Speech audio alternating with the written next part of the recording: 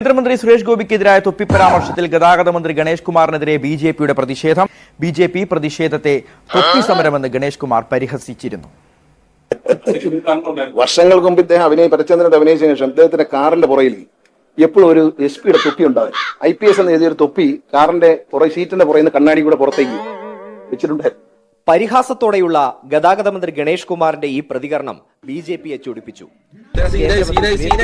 ഗണേഷ് കുമാർ പിന്നാലെ നടന്ന് അപമാനിക്കുന്നു എന്നാണ് ബിജെപി പറയുന്നത്.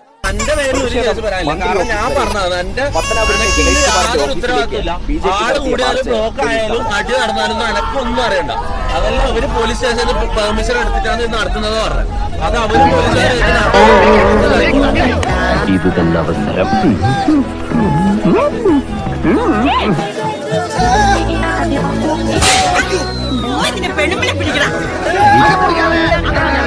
വിമല ഹരിയ ഇവിടെ വരൂ. ഇദ്ദേഹത്തിന്റെ ബുദ്ധി വിമാനമാണല്ലോ. വിമാനമല്ല, റോക്കറ്റ്. റോക്കറ്റ്.